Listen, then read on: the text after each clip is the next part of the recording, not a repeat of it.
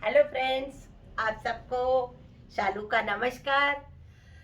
कल मैंने आपको बताया था कि कॉलेज में शालू चली गई और रैगिंग का एक्सपीरियंस कैसा रहा। और उसके बाद कॉलेज का रेगुलर आना जाना रहा। सुबह जल्दी घर से तैयार होके चली जाती थी। घर का काम इतना ज़्यादा था क्योंकि कोई काम वाली बाई घर में नहीं थी।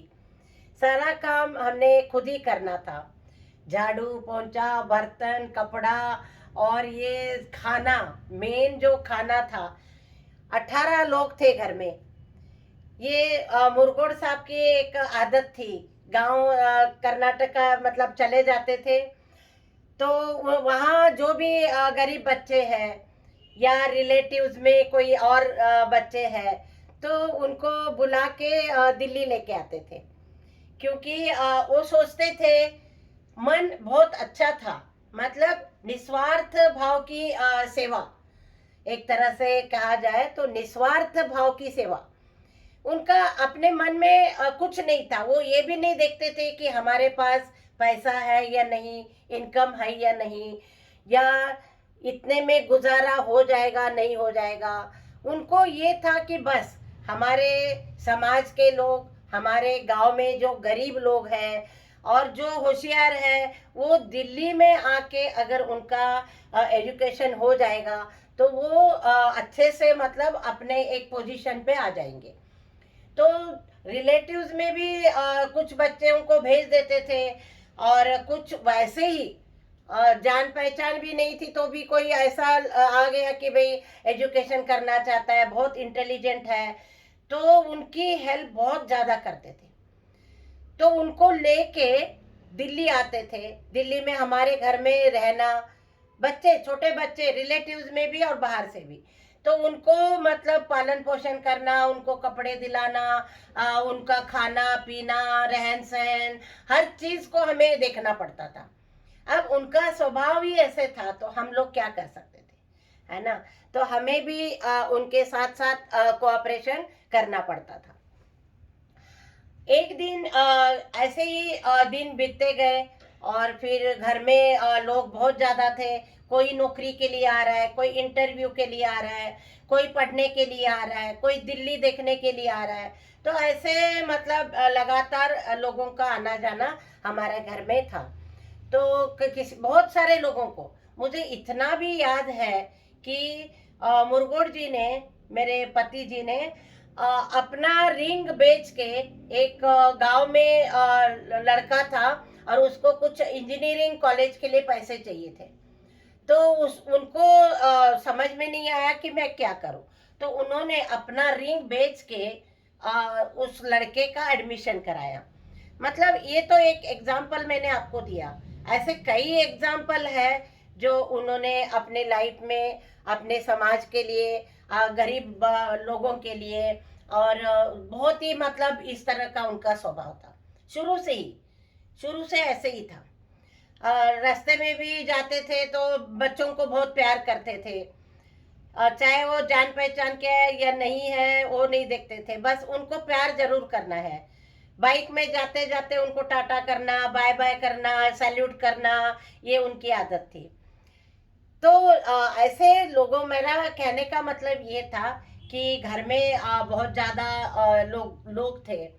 तो उनका सबका खाना, मेंटेनेंस है, बिस्तरा है, सब हमको देखना पड़ता था। तो उतने में भी कॉलेज जाना और आना, पढ़ाई करना। कॉलेज मतलब कोई डिग्री करनी कोई आसान नहीं थी। स्पेशली ये जो आर्ट लाइन है, इसमें बहुत ज़्यादा काम करना, प्रैक्टिकल काम बहुत ज़्यादा होता है। थेरी भी है, प्रैक्टिकल भी है। लेकिन थेरी के लिए पढ़ना भी बहुत पड़ता था, लेकिन प्रैक्टिकल जो है, बहुत सारा काम दे देते थे। स्केचिंग बनाना, एक एक दिन में 20 स्केचिंग बना के ले आओ, 25 स्केचिंग बना के ले आओ, तो वो सारा काम होता था। तो बहुत ही काम था।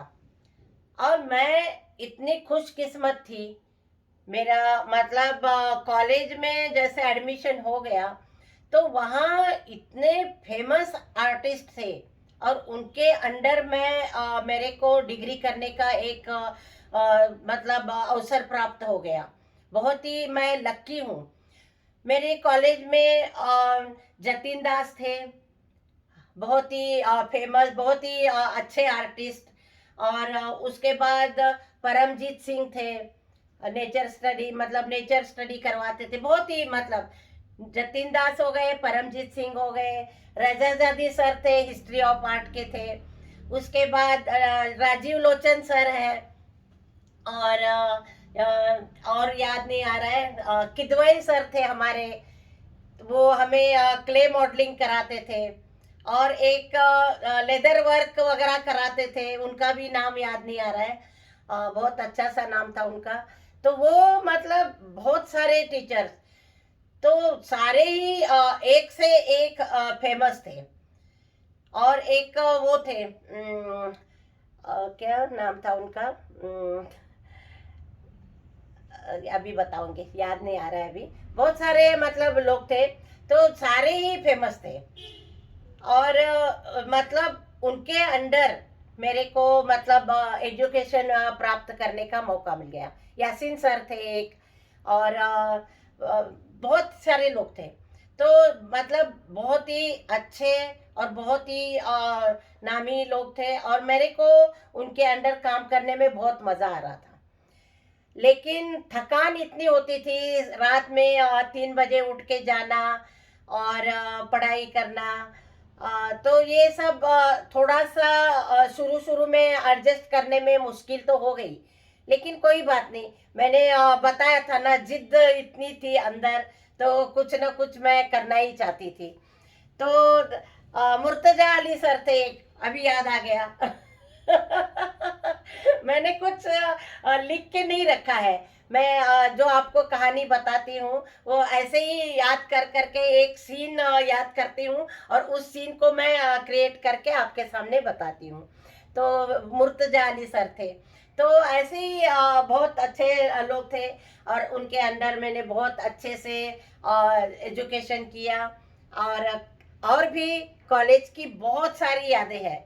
ये तो मैंने आपको बताया घर का माहौल कैसा था, और घर के ऐसे माहौल के साथ मैंने कॉलेज में कितने अच्छे फेमस आर्टिस्टों के साथ मैंने एजुकेशन किया, तो डिग्री की।